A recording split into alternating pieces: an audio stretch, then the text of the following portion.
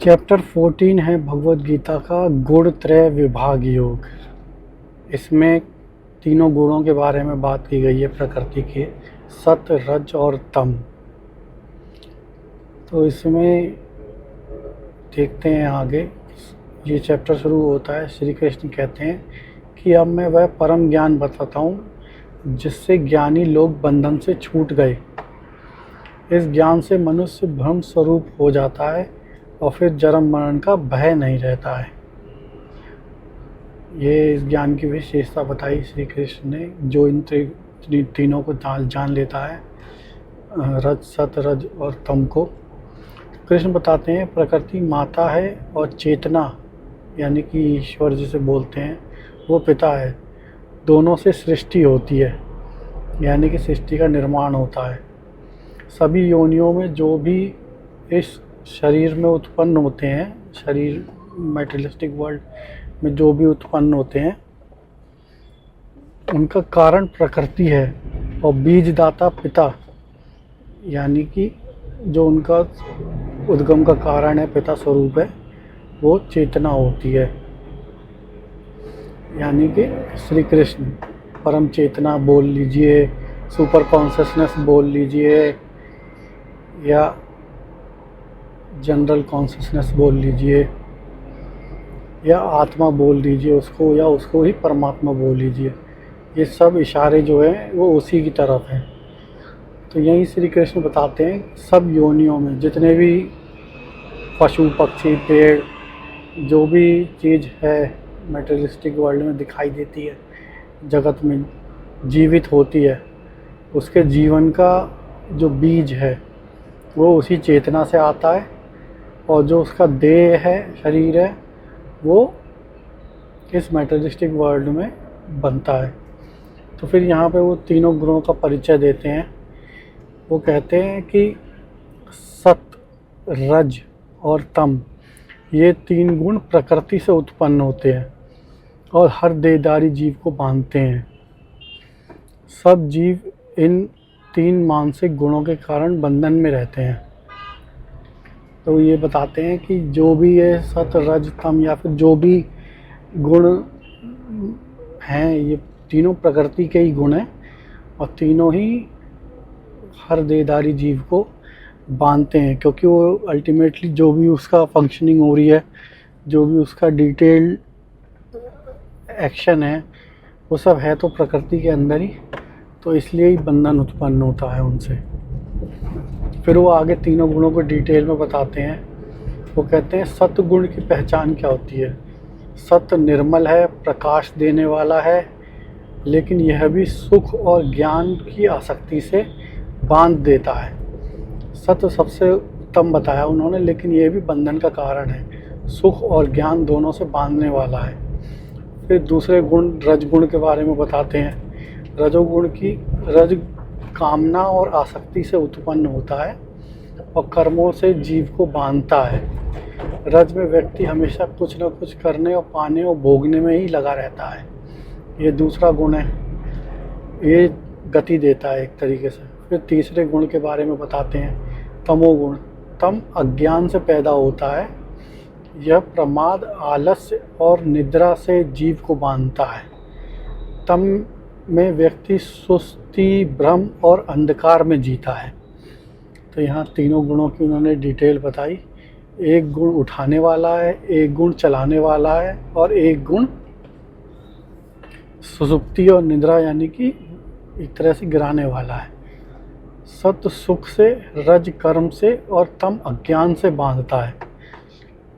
ये तीनों गुणों के बारे में बताया। कभी सत्य, फिर ये भी बताते हैं कि कभी सत्य बढ़ता है, कभी रज, कभी तम, ये तीनों बढ़ते घटते रहते हैं। और ये तीनों जब एक गुण बढ़ता है तो बाकी गुण को दबा देता है, बाकी गुणों को दबा देता है। मनुष्य के भीतर गुण बदलते रहते हैं, कोई स्थायी नहीं है। कोई ऐसा नहीं है कि एक परमानेंटली एक गुण में कोई व्यक्ति जी रहा है। तो गुणों के फल क्या होते हैं?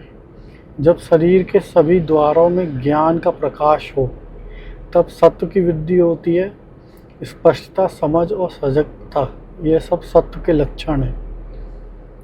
लोभ प्रवृत्ति, बेचैनी और कर्म की अधिकता यह रज के लक्षण है, रजोगुण के लक्षण है। अंधकार, जड़ता, प्रमाद और मोह ये तमोगुण के लक्षण है, तम गुण के लक्षण है। तो फिर ये बताते हैं कि जिस गुण में जो व्यक्ति मरता है या मृत्यु को प्राप्त होता है तो वो किस लोक में जाता है। तो वो कहते हैं सत्युग में मरने वाला उत्तम लोगों को जाता है, यानी जो स्वर्ग या उसके आसपास के लोग हैं उनमें जाता है। रज में मरने वाला कर्मियों में जन्म लेता है और तम में मरने वाला नीच योनियों में जन्म लेता है। तो यहाँ वो उनके बारे में बताते हैं कि उनमें अगर अंतिम गति हो तो वो कहाँ पे फिर दोबारा से शुरुआत होती है।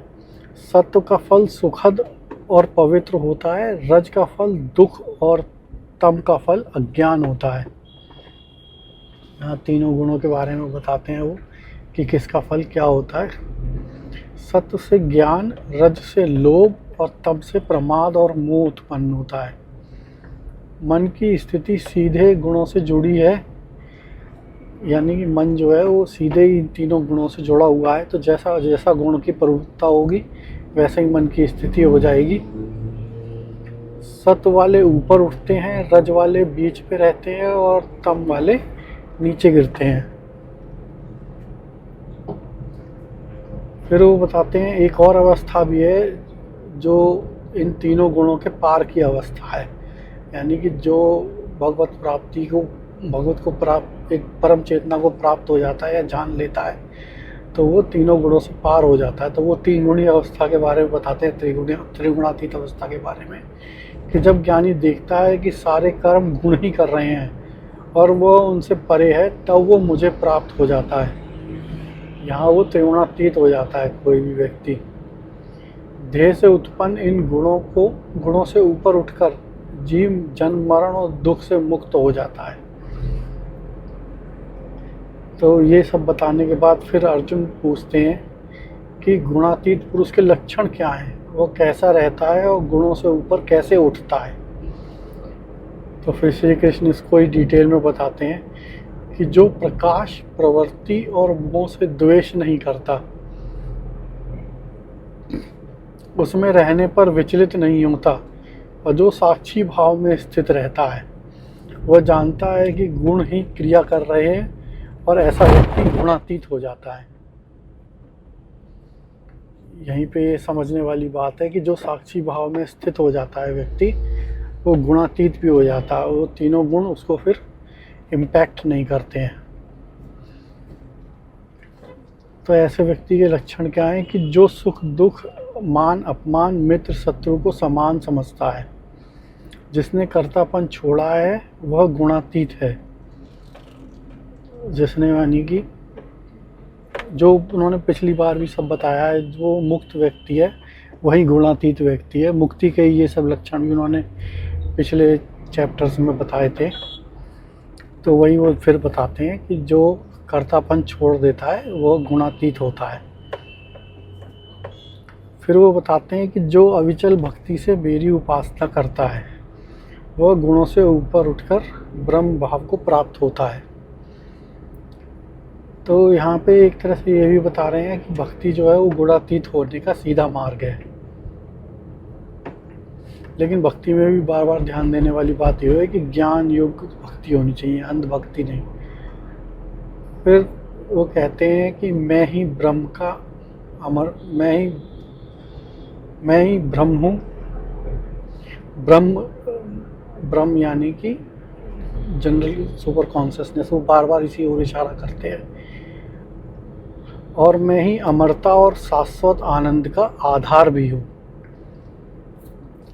वही जो बताया गया है सत्य, चित्त और आनंद, तो वही तीनों कैरेक्टरिस्टिक्स मुक्त व्यक्ति के वो यहाँ पे बताते हैं कि मैं ही तीनों हूँ। तो अध्याय 14 समाप्ति होता है यहीं पे।